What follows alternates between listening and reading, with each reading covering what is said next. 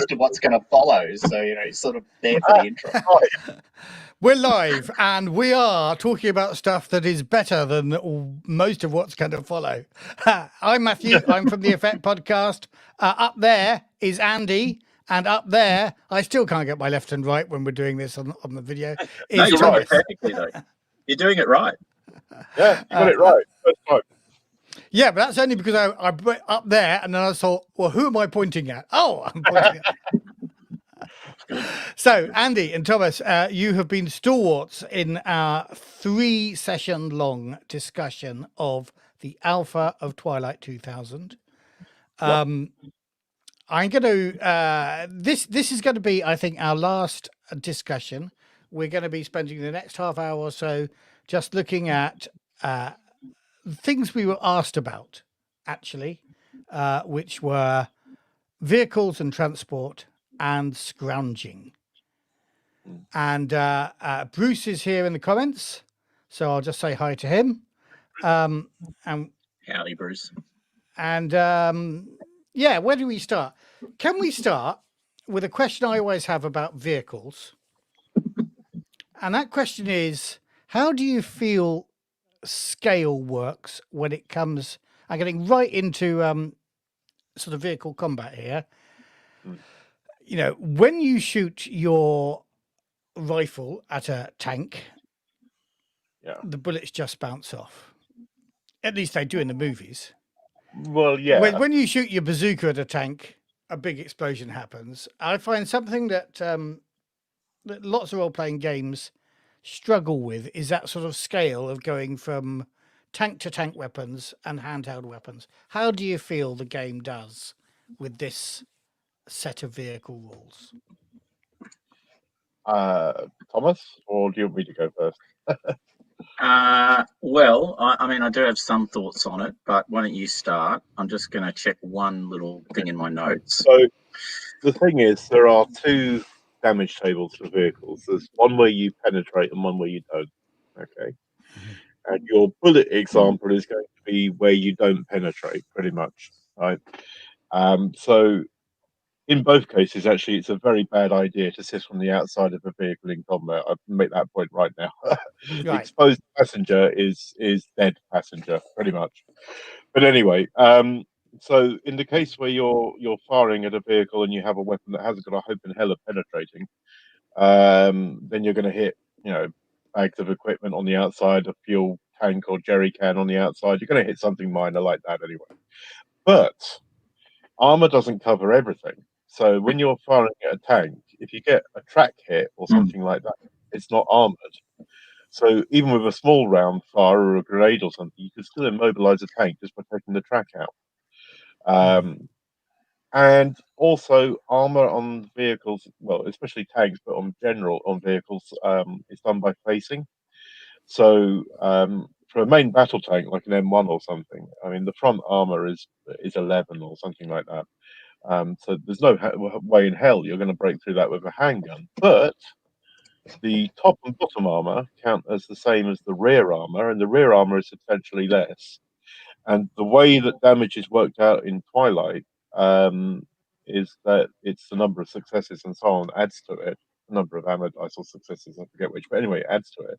So it is just about possible that with a very good roll, you could shoot down into a tank through the armor or whatever and go through a grill or a grating or whatever, I guess is the abstraction, and cause something critical to happen. Right. So there is scaling, right, in that there are two tables, and in most cases, you're not going to get through the armor. But at the same time, there is also the chance that you can actually do something as a heroic last move or whatever with a good roll, right? So it does kind of work. But you really don't want to sit on the outside of a tank. Okay. So yeah, I mean, I think cover we have learned from our previous discussion is going to be the order of the game here, and sitting on the outside of a tank sounds daft unless you're up there for a shot from a 1960s Vietnam movie where you're being the hippie. Thomas, do you want to have anything to add to that? I think the one interesting decision they've made, obviously up front, is not to create two damage versions, which is what a lot of systems do to handle this. So they have a sort of heavy weapons damage framework and a light weapons damage framework, and so vehicle combat, in a sense, is separated from close or personnel combat. Which is brave, because this is a game where you can increase the damage through successes. So conceptually, a sniper's rifle with maximum successes as a small notation attached to it could penetrate the rear armor of a main battle tank. Wouldn't do very much, but it could hit an internal component, right? Because you could max out at 7 points of damage, I think, because you can get 2 successes if you get maximum successes on both shooting and agility. Which technically means you could now, realistically, the probability of that happening is, non-existent. But it's interesting that they've gone that path. It does mean, of course, anti-vehicle weapons slaughter people in every way, shape, and form. People and anti-tank weapons do not mix. So that's really fascinating. My other comment on the armor issue is they have. I think they're going to. How do I put this? I think the armor is a little bit too gradiated. So rear armor for main battle tanks is half, basically, of front armor. I don't know if that's realistic. And importantly, what it means, to take away from my sniper comment for a second and actually use that anti-vehicle weapon, an anti-tank grenade fired at the rear armor of a main battle tank will penetrate. Not might. It depends will on which penetrate. one it is. Well, no, if you do damage 6, you take 1 off the armor, so they've only got 5 armor. This is a main battle tank, as in the American, oh God, I've forgotten its name now. But anyway, the American main battle tank. Abrams. And you've got blast damage, right? So an anti-tank grenade has a very high probability of taking out a main battle tank. There's no way that's realistic in modern combat. It just isn't. Probably not. But the thing there is also that one of the anti-tank weapons I've got is the Soviet 911 something or other. I forget what it is. And it has a damage of 7 or something like that. And that will penetrate without any successes on its own, right, on the rear armor. Because the rear armor is 6 or whatever. So in that case, yeah, you're right. But the smaller ones I didn't think did as much damage. I can't remember. No, but they reduce the armor by 1, you see. So the reason the anti-tank grenade is doing the damage is because it's knocked the armor down by 1. My main complaint with that actually was the underside armor, because normally on a tank the underside armor is meant to protect against mines and things. That's what it's there for. And to rate that, explicitly say that's the same as the rear armor, seemed wrong to me, because I know the Chieftain tank has a thicker core plan for mines and things like that. So I would have thought that it would probably been a bit better than the rear armor, maybe. I don't know off the top of my head, but it's certainly something I would have thought they would have put more into, because mines are more likely than an attack from the rear necessarily, I would have thought. So I'm just trying to remember how they did this. From what you're saying, I'm picking up on the idea that there is a single armor value for the vehicle, and it says halve this for underside combat. No, I was just saying it is halved. So the rear armor is approximately half of the front armor. Right, okay. They have a front, a rear, a left, and a right armor value, and then they say the top and bottom armor is the same as the rear. And just by the way they've worked it out, it so happens the front is twice the rear, as it were, right, on a tank, not on other vehicles. Yeah. What I'm saying is I don't believe that the rear armor and the underside armor would be exactly the same necessarily, especially since I thought you would harden the underside of a tank against anti-tank mines and things like that. That kind of makes sense to me. But I don't know. I'm not a tank designer, so I don't know. But that would be what I was expecting, with more armor on the underside and the front than everywhere else. But I don't know. I mean, yeah, Thomas is right. I mean, the anti-tank weapons against personnel, though, bye-bye. It's as simple as that. It's the sheer level of damage they do is going to overwhelm anyone very, very quickly. But then they're designed for tanks, But so coming back though to the scaling, then you Yeah. said it was a brave decision, Thomas. But is it a good Well, one? I think it's an interesting decision. I actually think it's a good decision. I don't think it's the wrong decision, because I think what always happens when you have those sort of separation of weapon damage between the two types is you end up with the conversation, oh, but what happens if I shoot a person with it? Well, they're instantly dead. Okay, great. I mean, and they've tried to keep the combat system contiguous, so it's the same. It's the same mechanism across the whole thing. Heavy weapon, noting the reality that heavy weapons is literally the one skill that uses 3 different stats depending on the weapon you're firing. But I think it's a good decision. I just think it's like all decisions; it comes with its pluses and minuses. And one of the minuses is an exceptionally good shot with a high-powered, anti-personnel weapon has a chance of will penetrate the armor of lightly armored or medium armored vehicles pretty readily. Okay, and just but in my maybe that's head, realistic. going through the different rule systems that we've got in this game, in the Year Zero system, and it's always a struggle when you've read so many. You think, well, does that all come from this one or this one?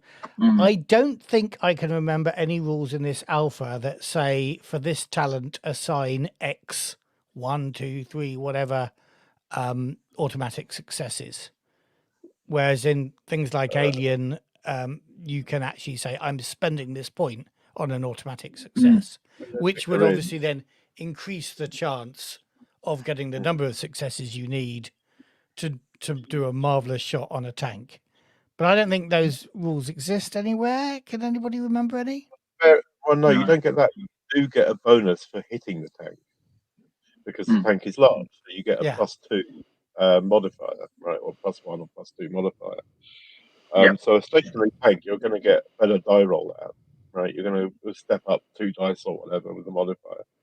So ostensibly, just because it's big, it's easier to hit, which means you get a better chance of more successes, which means more likely to do the extreme random shot, So arguably its size works against it there because it makes it easier for you to do real damage with a handgun or whatever.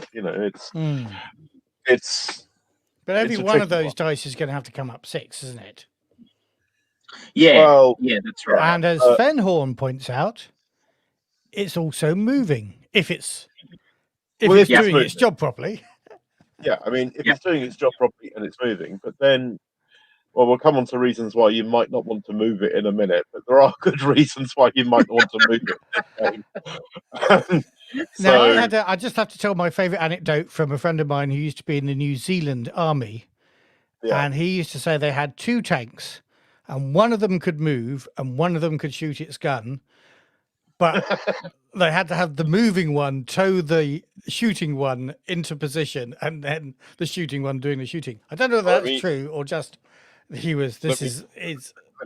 that with an anecdote from when my father was in the army in the 60s in Germany, the British Army overseas, and they had an armored personnel carrier which they drove through a local village, and it broke down at a set of traffic lights.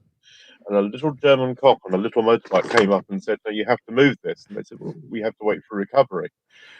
So he then proceeded to demonstrate to them how they should move it by getting off his motorbike and trying to push it.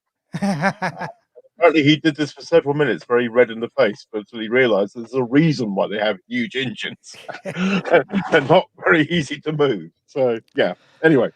Right. Okay. Other vehicle stuff. Now, Thomas, you've been making notes that I have been carefully not spoiling for myself. So, what else have we got on vehicles that you want to talk about? So I think, and this goes to look. So maybe building off Fenwan's point. Look, having for 2 seconds suggested, there's all these risks associated with the armor of a main battle tank. The reality is, if you're going to fight a vehicle, particularly an armored vehicle and particularly one with heavy weapons, once again, your friend is ambush. because you really want to be shooting at the rear of this vehicle, not at the front. Yeah. The weapons it has will overwhelm any standard party in a heartbeat. So it comes with significant, it's the classic gaming trade-off of here's this big, I've got the Vorpal sword in my hands. I wonder what could go wrong. And I think the other big thing, which we're going to spend a lot of time talking about, because I think we're all very excised about it, but I guess a meta statement is vehicles feel to me, if you were the sort of GM who wanted to play, I was reading about grimdark GMing recently. If you wanted to play grimdark GMing, vehicles are awesome because the party will start off with this great giant thing that they think is fabulous, and then it will rapidly turn into something they can't maintain, they can't run, and is highly vulnerable. Actually, the trade-off the vehicle offers in protection and capacity to carry things possibly is outweighed by, hi, I'm over here, and would you like to shoot me? And also the compromises in maintaining and running it. So I think they've tried in the game to really make vehicles a bit of a poison chalice, and I think that works really well. So overall, I actually think vehicles from a metagaming perspective are done well in the game. We'll have a debate about fuel and other things in a second, but I think fundamentally it aligns with how Twilight 2000 is meant to operate in that post-apocalyptic, sort of struggle for survival sense.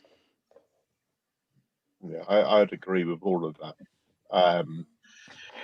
I think that a vehicle, while it may be kind of your mobile palace on wheels or tracks or whatever, and enable you to carry things and move weapons and things that you otherwise wouldn't be able to do, it does actually paint a target on your back. Because a working vehicle in a post-apocalyptic world is obviously a target anyway. But the way that they've implemented it, I think it actually becomes a bit of an albatross around the neck, because it's just as much hassle to have one as not. And I think it's been very well done the way they balance that, I think, in the rules. So yeah, I'd agree with that. Is this the right time to talk about fuel? Go on then. Okay, so I have a few thoughts on fuel I want to start off with. I rather like the idea that they make in the vehicle stats it clear whether it's running on gasoline, or we in the UK call petrol, or diesel, which we in the UK call diesel. And then there isn't any. I mean, there is some, obviously. I mean, finding a cache of gasoline could be the whole point of an adventure. But there's also, this runs on gasoline or diesel, but actually you're going to have to brew your own ethanol and use that. The creation. Well, so I would, Andy. I know that you're GMing. This is a thing that you're going to run at least one, if not more, scenarios in. Oh, I hope more than one. Okay, go on. What are your thoughts on this fuel thing? Is it going to be a thing where you drop us a barrel of fuel, proper good, gasoline or diesel, petrol or diesel, every 50 miles so that we can refill our tank? Or you're going to be scrounging and or fighting for every drop, and the reason why. Okay, two things. First of all, you're correct. They list gasoline, diesel for each one, or petrol, diesel, whichever way you want to look at it. The problem comes not so much in what they run on, but what they currently run on. Because if you have, let's say you've got a car and you've modified it to run on ethanol, that means you've changed the carburetor, you change the injection timings, you change the amount of fuel that goes in, all those tweaks and adjustments to make it work on pure ethanol. And then you find a canister of petrol. And you look at it and you put it in your engine and your car stalls because the timings are all wrong and the engine doesn't work. So just because you find, 4-star petrol or something in a nice convenient jerry can labeled for the player characters or whatever doesn't mean you can use it immediately without undoing all the changes you've already made. Right, that's the Yeah. first. The second thing is that fuel isn't necessarily always good, as you are probably aware, and fuel post-apocalypse that's not contaminated in some way is going to be a problem, and you're going to find that, ironically, the more advanced your vehicle, the more likely it is it's going to clog with contaminants and so on. So your 1950s old truck that just keeps going is probably going to be more valuable to you to a 1990s fuel injection Golf or something that as soon as you put some dirty fuel in it, just clogs up. Now, hold Uh, on. Are you talking here about that's how you're planning on running the game, or that's what the rules say? no spoilers. But there's that anyway. So there's a whole range of issues that could happen with just the concept of fuel. Never mind how you get it in the first place, Yeah. right? Um, and they cover that really well in the game because there are maintenance tables and there are sort of things that can happen with that. Or not maintenance tables, but mishaps of vehicles rather. So there is an element of that. Whether they actually cover the quality of fuel, I don't think they do. But I Yeah. mean, an enterprising games master might add that in. You never know. Um, but You mean to the say that the games master is going to put a bag of sugar in that barrel of fuel that you've marked for the banana up the players? exhaust of the tank. I mean, come on, do it properly. No, the issue is the quality of fuel as well as the availability of it, and also what you're currently using. Because gasoline is really not that much use to you if you are converted to ethanol. Although you can, it's kind of complicated because I mean, when you look these things up now we have flex fuel cars that will merely run on either, or we have ethanol, petrol, or mixes, or E85 or whatever, where they are, it's less of an issue. But Mm, you've got to remember this game is set 20-25 years ago, and those things just weren't around, right? If you converted a car to run on ethanol, then you had converted the car. It wasn't a two-way street. So there's that sort of issue. Um, I don't want to go too much immediately into getting hold of ethanol, but I have some issues with that too. Um, Suffice to say that fuel is going to be an overriding concern because if you have, let's go with the example of the main battle tank again. Let's say your group is lucky enough to have an M1A1, right? An Abrams, whatever. The fuel consumption of that is a hog. It's 40 litres a shift or whatever, or 40 litres a hex, whichever way you want to look at it. mhm. 40 litres, right? But if you're off road, that's doubled, so it's 80 litres. And if you're using ethanol, that's doubled again, so that's 160 litres. And if you then decide to plough your Abrams through a swamp, then you're multiplying by 4. So suddenly, to do 10 kilometres, you burn through 640 litres of ethanol, right? Mm. 10 kilometres in your tank through a swamp, right? Now, if you're crazy enough to drive your tank through a swamp, then you deserve that. But the point is that fuel consumption goes dramatically up. And if you want to keep your big prize M1A1 serviceable and moving, then you're going to be very careful about where you drive it and how long you drive it for, right? And you're not going to leave it idling because there are rules for idling engines in the system, and a 6-hour shift is the same as driving a 10-kilometer hex. Mhm. So you want to turn that engine off as much as possible, and you do not want to whatever. Now, the interesting point, and I don't know if you want to include this as a realistic thing or not, but one of the things tank commanders used to do in earlier wars was they'd leave their tank engines running in winter. So in the morning they could start the things because it's not much fun trying to hand turn over a tank. So they would leave And them idle. diesel as well is a Yeah, lot more right. viscous, isn't it, in the winter than Yeah. So gasoline? they had to get a cold start going in winter, you would leave your tank idling, you know, which was expensive in terms of fuel. But hey, if there's no World War III, you don't care about that. But if there is a World War III and every drop counts, then cold starting a tank in winter is going to be no fun. Yeah. So there are all sorts of conclusions. Tanks are thirsty, very much so. Um, you'd be much better off in a lot of ways getting a civilian car in Twilight, which uses 1 litre per shift or 10-kilometer hex, not 40, um, and putting your foot to the floor on a road or something to get out the way of your colleagues in the tank, because A, you'll get better service out of it, and B, it will go better. Um, but yeah, So fuel consumption is nasty. Um, the bigger and badder your vehicle is, the worse it is. Although I note that the Soviet tanks use a lot less fuel than the American ones, by a factor of about half, in fact. The T series Soviet tanks use about 2024, I think it is. Whereas the M1 uses 40. So if you want a tank, it might be better to nick a Soviet one than to use your American issued one. You might get more mileage out of it. But yeah, you're better off getting a more all-purpose vehicle like a civilian car or truck, or maybe even a Humvee or something. But the heavy vehicles are going to cost you in fuel, and you're not going to want to move them around much unless you have a good reason to do it. And when you do it, you want to do it on terrain where it's not going to burn through fuel unnecessarily. I think that's basically where we're at with fuel consumption. I'll I have quickly. to speak to. So you just made me. I hadn't really noticed that difference in consumption, and I've just lost the name of a tank that's really. I'm going to come back to that tank thing though. While I look for it again, Thomas, have you got anything to add to that? No, I think that pretty much covers it, actually. I mean, we're going to talk about fuel. Okay. I do think, which I guess is what we've already agreed, I think one comment I would make is I would absolutely, as a GM, give a party a vehicle. Yeah. Because I think it's a motivator for a whole bunch of activity by the party.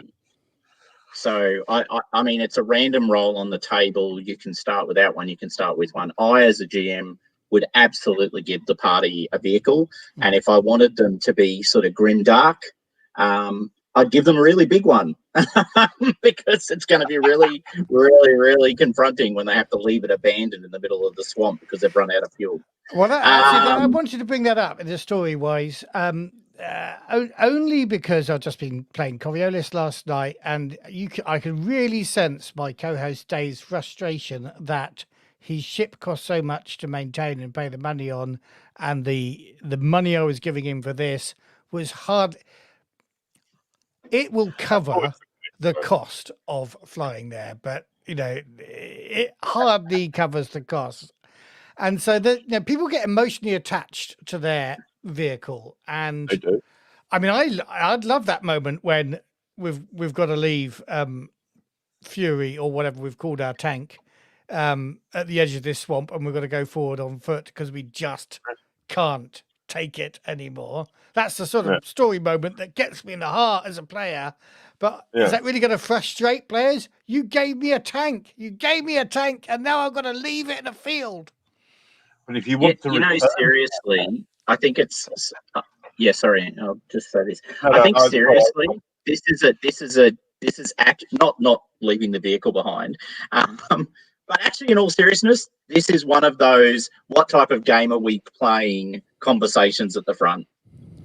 Like, actually, in all seriousness, right? This, because you're exactly right. If you've got a bunch of people who are, we're going to play gung-ho tank driving maniacs, and we're going to tool around in our tank, and we're going to do stuff, and it's going to be awesome, and it's, Three Kings kind of, gunplay sort of game, which isn't what I think Twilight 2000 lends itself to. But as a side note, then, probably don't be surprised if when the players are at the edge of the swamp, they lose their shit in a really fundamental way.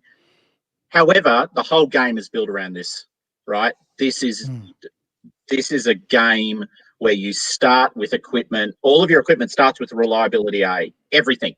Reliability A across the board. I mean, GMs might downgrade it, but it starts with A.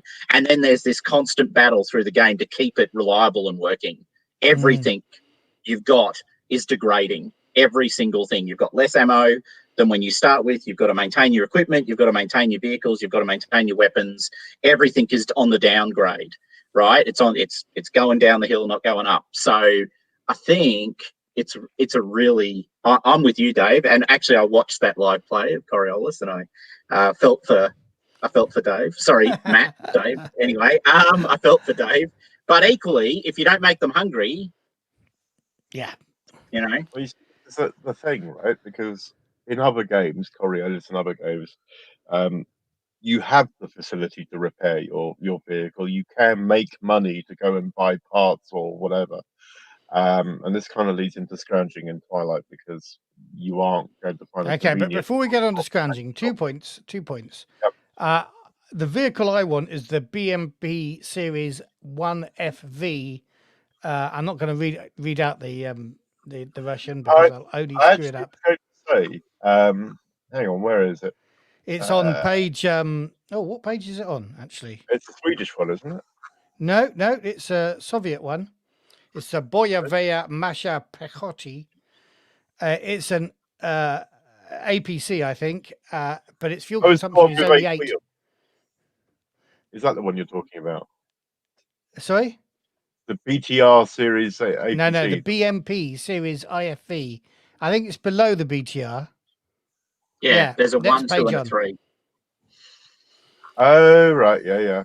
So that's the tank I want. Well, it's not a tank. I think it's an APC. But what's just to finish off this vehicle conversation? What's the best vehicle for your party? What do you want to do with it? No. What's the best vehicle for you as a GM to give your party? I think for an American unit, you give them a Humvee. I think for a Swedish unit, I had a thing in mind for this. I actually rather liked. I know it looks really crass, and it looks more like an Antarctic explorer vehicle, but the VV206 thing, the thing that has the 2 compartments on tracks, I like that because in theory you can dump the back part and leave it somewhere and just drive around in the front part, which it appeals to me. And Soviet wise, well, the Soviet stuff is a lot better in terms of fuel consumption anyway. I would have gone for the BTR simply because I like the look of it, and it reminds me of Action Man toys when I was a kid. So I'll go. Oh with yeah, I can see that. Yeah. Thomas, what's your favourite vehicle? I actually did a lot of testing the heavy weapons stuff with the BTR 60.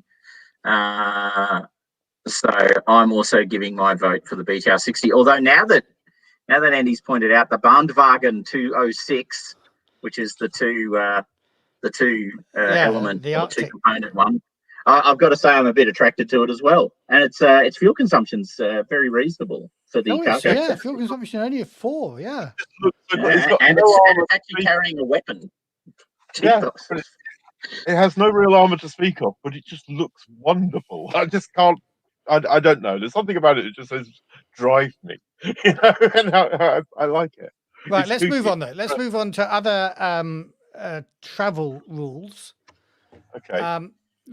A little discrepancy that slightly annoys me is everything's divided into shifts. There's basically 4 shifts a day. Seasonally, that changes between having lots of light in the summer to mostly dark in the winter. We're talking Sweden here. I would argue with that table we're not talking Poland. Well, there's 2 things there actually that sort of overlap. The first is yes, there is a Swedish bias with the diurnal, nocturnal amount of light or whatever. And also, actually, I would say that also applies to the foraging table. They do actually briefly mention that when you're hunting things or when you're hunting not foraging, when you're hunting animals, that they've taken a Northern Europe sort of bias. But I dare say that you won't be using that table if you're setting a game in the UK or somewhere because wild boar don't tend to turn up very often here. Well, I mean, possibly, but we've got captive boar 3 fields away from where I live. So assuming that chaos happens, there'll be wild boar as soon as you can. I think that there is a bias in the tables. I think you'd have to allow for that, but I don't know. I mean, Poland is roughly the same latitude and longitude as the UK, isn't it? I think. Yeah, you see, and we get proper night in the summertime, and we don't get all that dark in the wintertime. Yeah, so I think Poland would be more UK-ish in terms of light. In terms of climate, probably colder, I would have thought. I'll give it that, yeah. You don't get the Gulf Stream or whatever. But I mean, there is a bias in that. My problem with the ships, actually, is not the fact that the ships vary in light or whatever. It's the fact that they feel a little too long in a way. Um, In the, a what you can 6 hour get stuff done. Yeah, well, I mean, 6 hours. I understand why, because if you're writing a game about travel, you don't want to do it hour by hour, but you want the flexibility in some cases, I think, to have smaller shifts, if you like. And then in bits that you just want to do with a broad stroke, you want to have longer shifts, but you still want to keep track, um, you know, of what you're doing, right? Well, So, speaking as a experienced Forbidden Lands GM, I've got to say the 6 hour shift works pretty well for, now we know what we're doing. If we're just traipsing through the wilderness, okay. yeah, make these rolls, bam, a day's gone. Um, Well, and I that's haven't fine. particularly felt the need to go, oh, half a shift or quarter of a shift for this thing. You haven't been dealing with people who are on foot, who are then on the vehicle, or may switch between the two. And Mm, that I think would be the driving difference, because with driving, I mean, if I actually do manage to find a road in some sort of decent condition, I can actually get some mileage done. But I really want to be doing 6 hour shifts all the time to do a journey. Or on the other side of the coin, if I'm on the foot, do I want to roll for encounters more often because I'm going more slowly? Or there's a sort of balancing act there, and I think they have tried to achieve it with 6 hour shifts, but it remains, in my mind, maybe a little inflexible at times. So mm. I don't know. I haven't tried it yet in game. I have to be honest. So we'll have to see how it goes. I think. I bow to your Forbidden Lands experience, because if it works in Forbidden Lands, and there's a chance then it will probably work okay in Twilight. But I wonder if I need to be more flexible about it somehow. Well, Uh, we'll see. We'll see in play. And I yeah, take your point about, we're all moving at roughly the same pace in Forbidden Lands as yeah. opposed to tanks. Uh, Okay. Anything else you want to say on travel quickly? Only If, fuel production, but we can cover that right. very. Well, then let's move on to fuel production. Okay, fuel production very quickly. We discussed this very briefly before this chat, but you're basically fermenting or distilling ethanol. You're doing that from biomass. You're doing that from the carbohydrates and sugars in the plants or whatever. So what you basically got to do is gather up plants, burn it, mash it, whatever, and then get ethanol out of it in a still. Okay, all well and good. And in terms of real world rates, the idea that an encumbrance point, which is roughly 3 kilos or so, of dry biomass can give you a litre or so of ethanol is not that unreasonable. Problem is, you're not going to find dry, high sugar content biomass just wandering around your local woods. You're going to find wet material and moss and grass and bark, and God knows what else, all of which is not necessarily conducive to that. So I feel that, as a rule of thumb, it's great, but the reality is you'll probably get a lot less ethanol for your biomass, and you're going to have to dry it first. Um, because wet biomass, wet plant material, it doesn't burn very well, and there's an awful lot of water content. Which brings us to the next issue, which is that ethanol fuel is great, but it's hygroscopic. It loves water, and water and ethanol together are a problem. They cause corrosion and other things, especially carburetors. And ethanol on its own actually can make rubber brittle and cause cracks and all sorts of things. So you would ideally you Okay, want but to you're keep talking water. about the real world here. Yeah, so there's an abstraction here, and the abstraction is they're saying you go and gather some plants, you gather your I think it's 30 encumbrance points you can get in a shift of fuel or whatever that you turn into, however many liters of ethanol. Um, I think that they've literally said, okay, what's the ideal condition we can have, right, for an ethanol still, which is your 1 liter per 3 kilos thing. And I think they've maybe done that to make the fuel consumption less punishing for some of the vehicles. But I think the reality, if you really wanted to be, as you put it, grimdark or unpleasant for your players, is that you would be squeezing every drop of ethanol you could out of a very large amount of biomass to get anything decent, really. Um, and I think you'd have all sorts of fun and games trying to get that somewhat watery ethanol through your engine in one piece. But there we go. So, I mean, I think what they've done is they've been overly fair with that.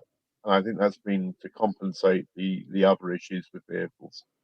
In retrospect, I think if they literally ran it as realistic as possible, I don't think you'd ever get the tank to move very far at all, and you'd probably be replacing rubber fuel lines or something on it every day simply because of the ethanol going through it. So I think they've taken some license there. Well, yeah, and at the end of the day, this is meant to be fun. Yeah, exactly. Isn't You don't it? really This game? kind of work out. You don't Thomas, really want reassure me. It is meant to be fun, isn't it? I mean, we're all going to die, obviously, and it's all about Obviously. the degradation of ourselves, our bodies, our equipment, and society itself. But it's meant to be fun. This is why no one plays Wraith, right? Because they're all circling the drain anyway.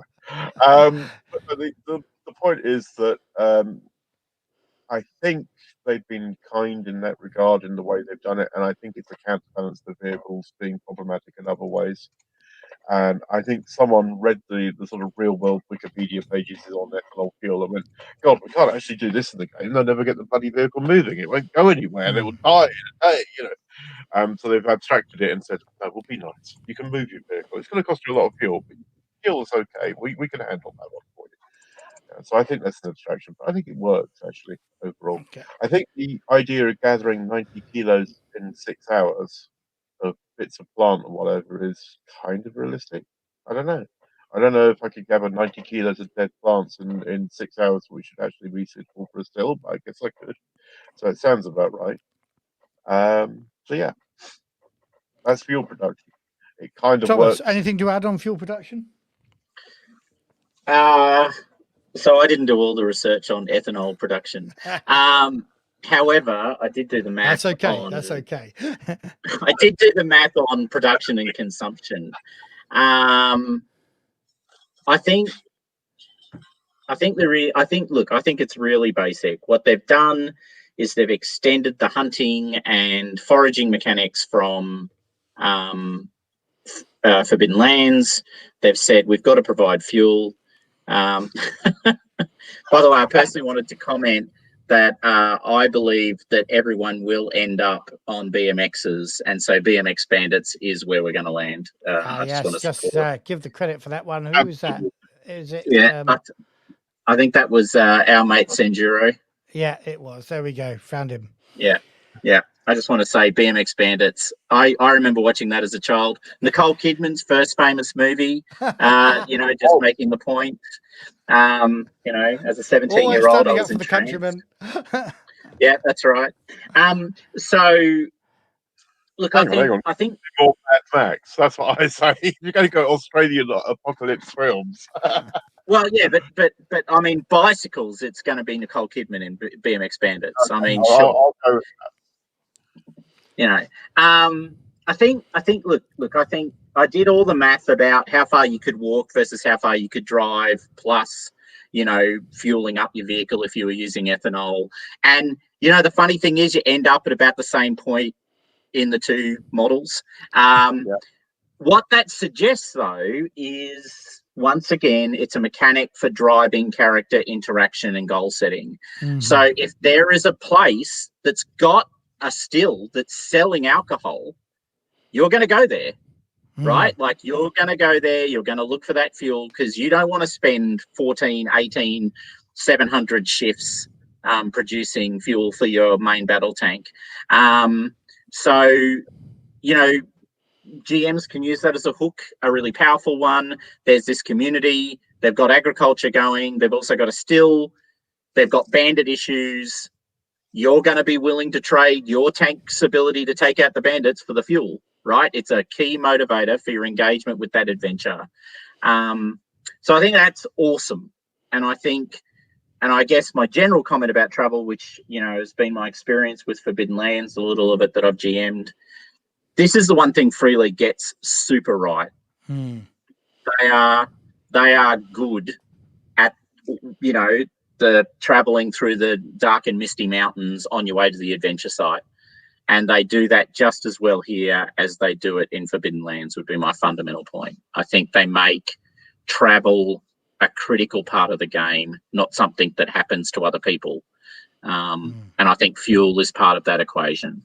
So I really respect it. I think it's actually one, it's their strength. They know what they're doing, and that's what's driven the shifts. What's actually driven the shifts is it works in Forbidden Lands. We already know the mechanics for that. We can just put it straight into this game with a bit of tweaking, and off you go. And that's what's driven it, and gold standard, because everything else works. Excellent. I would say one small thing, and this is a little. No, I'm not going to say the travel thing. I have noticed, I've been reading through it a lot, and I've noticed some oddities, like hills don't have a speed slowing down factor. I don't know if they're meant to or not. There's a blank in the table. One of the things I did notice actually about driving and traveling was that in the beginning of the rulebook, there's the driving skill, and it's assumed that you need the driving skill to drive. And then later on in the book, it says they assume that anybody can use, drive. So but anybody can though. Remember, you can. I think on this game, you can roll on your stat. Yeah, and that's your basic ability to do anything. Yeah, I think it's almost like their driving is only advanced driving in a way, right? Or above and beyond day-to-day average driving or whatever. Which I kind of like. I actually kind of like that, because to me, driving isn't. It is a skill, but it isn't a skill that you perfect. You just do it, and then if you want to do all the fancy stuff, all the driving under fire and everything else, that's the advanced skill. That is people who are trained to do it. I think the other comment to make about having the skill as opposed to not having the skill, when you travel, so in Pathfinding in Forbidden Lands, you only can have mishaps when you're walking from A to B in relation to driving.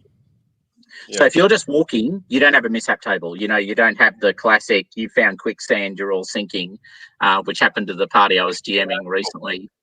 But you can have mishaps, and will have mishaps when you're driving on rough terrain. So actually having driving skill matters a lot, because it's the mitigator against the mishap table. Okay, so if you don't have driving skill, your chance of having a mishap when you drive cross country is pretty damned high. So actually, there's a value in the skill, and the skill is a mitigator against the mishap tables. Cool, and that feels right, because I can drive along a metalled road. I can drive up some slopes, but I can't drive cross country. I don't do 4-wheel drives, and most of us don't in the real world. Well, Australia, I mean, it's all crags and canyons and desert landscapes and things. That's right. The 300 kilometres of concrete highway between Sydney and Canberra that has no lights, is smooth and flat as hell, is an exact example of what real driving in Australia is about. Yeah, but Tom, that's the only road there is in Australia, isn't it? Mate, we're not New Zealand. I just want to make it very clear, we're not New Zealand, which is a terrifying place to drive in comparison to Australia. They have no driving insurance. You don't have to have car insurance in New Zealand. Yeah, they're weird. Yeah. Okay. Yeah, they're weird. Anyway, but there's mountains everywhere in New Zealand, so it's terrifying. Everywhere you drive, you feel like you're going to fall off the side of a cliff. Let's go on. We're up past 45 minutes, so let's quickly look at scrounging and foraging. What do we want to say about that? I mean, apart from the wonders of the scrounging table. The scrounging table is great, especially entry 97, which I'll let you announce. But do we want to announce it, or do we want people to roll it up and discover what 97 is? The Twilight 2000s rules is what it actually is. It's a yellowed copy of the rulebook for Twilight version 1 on the scrounging table, and I read that and I laughed out loud because I thought that was absolutely spot perfect. I don't know if that's going to survive the alpha, but it was funny. One of my favourites is number 73, which is a saxophone. Particularly because our original version of Hope's Last Day, everybody were members of the Alien scenario in the core book. Everybody was members of the Union Band, so they all had these ridiculous instruments they were carrying around with them. It always struck me when you told me about that as brassed off in space. To be honest. But anyway, Pete Postlethwaite doing his thing. Anyway, no, I mean it does work for me though, the scrounging table, because I love the idea. I was raised on films like Kelly's Heroes and stuff, where Oddball was sitting in the back of a garden playing the piano or whatever, and just sitting around having cups of tea.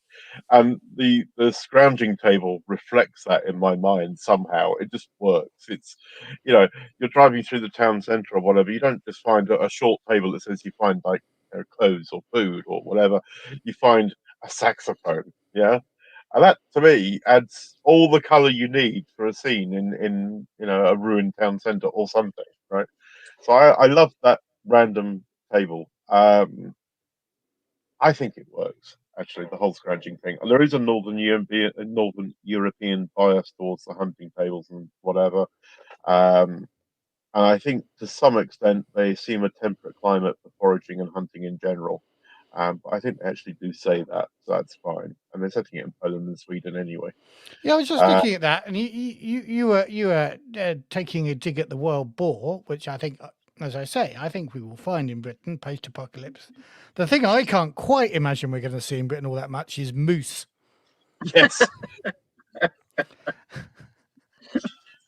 I mean, I don't again, know. I've got a field of llamas nearby. I think it's damn sight more likely we'll find wild llamas than Well, we'll we actually find have moose. wild parakeets in my Yeah, hometown. we got wild, Oh, but then again, who not knows much. what you'll find in And can I post-apocalypse? just remind everyone of the wallabies that are currently reaching plague proportions just outside of Paris? Yeah, oh, that's true. That is true.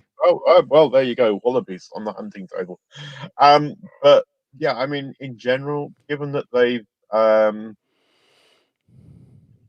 yeah, you don't have to worry about that, Ben Horn. They've already done 100 odd items in a big table in the book um, of scrap and items you can find. So I think you're well on the way. But yeah, I think they've done really well with the scrounging system. I rather like it. I like the way that you can find spare parts everywhere. It's kind of true to the version 1 system as well, which is far less detailed, but very much the same vein. Um, so yeah, I think they've nailed the spirit of the scrounging element of the game quite well with the whole system. I'm a little concerned about some of the arbitrary number of spare parts they have to build things like stills and whatever. Where so you need 20 spare parts. Spare part being an undescribed element of mechanics or something. That you get 20 of them, you can build something with. That feels a tiny bit arbitrary, but apart from that, it's fine. So yeah, I really like it. Excellent. So we were going to look at vehicles and travel and scrounging. We've done it. Is there anything else we want to talk about? Anything from your notes, Thomas, that we haven't mentioned? The only and we had actually talked about this prior to kicking off the conversation. So I did have I've had a look at the GM's guide as well, particularly the encounter tables and other things, because it's obviously completely relevant to travel. Fascinating thing is they've moved to a card system for the encounters. Okay, I'm not completely convinced, but anyway, I guess overall, from an encounter perspective, the one thing that we didn't mention about vehicles is encounters are hex based, right? I mean, if you stand still, you also have a encounter chance, but you roll for an encounter for every hex you go through. Mm-hmm. So a vehicle booming along the road could be triggering 10 encounters in a shift, Right. which is not insignificant. So it's really fascinating. So, I mean, a vehicle feels like it'll go fast, but if you're actually running the game as written, it's going to take you in playtime a very long time to travel that, sort of anywhere between 60 and 100 kilometers, because you might have 3 encounters as you do that, each of which is a session potentially in its own right, depending on the nature of the encounter. Mm-hmm. So, once again, there's a mitigation. You sort of get this advantage of being able to zip down the road, and then you get this disadvantage that you're, stepping on landmines every 2 centimeters. I think that's a really fascinating balancing act. I think for a GM, that's going to really start to drag. I suspect GMs are going to start overriding that pretty quickly and go, I just want the players to get from here to here. So done. Yeah. I mean, that's the thing, that there is actually a rule for that in Forbidden Lands that says when it starts getting boring for everybody, or for you as the GM, don't do it. Let me go through X without making a roll. And that's probably hidden in the GM's guide of this as well. I just didn't find it. So I think that's a really fascinating thing. Look, it's funny, I should admit this now. I have no intention of either GMing or playing this game particularly. I mean, I'm vaguely tempted to play it because I've done so much reading of the rules that I feel almost obligated to see what it's actually like in practice. But the more I've read of it, the more keen I am to GM a sort of super grimdark version of Twilight 2000, right? Like, I think this is a game where you could go whole hog on grimdark because you start so well off and it is just the endless grind of the reality. Like radiation is everywhere and it's nasty as hell. And there's no cure. There's no magic. There's no magical healing. You've got radiation sickness now, and you're going to die eventually from radiation sickness if you keep on encountering radiation. So there's a lot of that. That's probably not everyone's flavor, but that'll be my final comment. I think it'll be an amazing game to run as a grimdark game. So I'm just going to come back to another comment of Bruce's, which I think I flicked up on the screen earlier, but yes, and the answer is yes, it is. It is meant to be the re-establishment of civilization after the collapse, but it's also the fall of civilization before the re-establishment of civilization after the collapse. So there is that. But are our players doing the re-establishing, or is the idea that that's up to you, really, isn't it? That's how you see your character in the world. Are you taking advantage of the chaos, or are you trying to rebuild what was lost? That's the player's objective. If I could just go back to what Thomas was saying a minute ago about the card deck thing, there's a couple of interesting points there. That card deck thing is not a Free League invention. That's actually a GGW thing. They did that in version 1, but they did it differently. What they've kept in Free League's version is they've kept the suits of cards with their different motivations. So clubs are violent encounters, and diamonds are encounters about wealth and so on, right? But in the earlier versions of Twilight, and you may remember this, Matt, from the game I ran. It's a long time ago, mate. Well, the cards actually give you a motivation. So you have like the 3 of Hearts would make you mildly empathic in some way. And I do remember. Now you're saying that. I do. Right. Yeah. So in earlier versions of Twilight, and in 2300 actually, because it uses the same system, they were used to provide motivations for NPCs. In this version of Twilight, what they've actually done is they've said, no, scrap the motivation thing. They now describe the sort of encounter you're going to get. So a 10 of clubs is a highly violent encounter of some kind, right? Or whatever, right?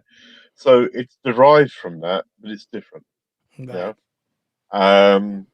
I'm not really sure which is better. I actually kind of like the motivation thing for NPCs you want to sort of keep hanging around. And the sort of describe the encounter thing for ad hoc encounters. I think they work both ways, actually. But it is part of the game's DNA. It's always been there to draw from a deck of cards for NPC motivations or encounters. I think one of the things that the team do very well, though, at Free League is their NPC design.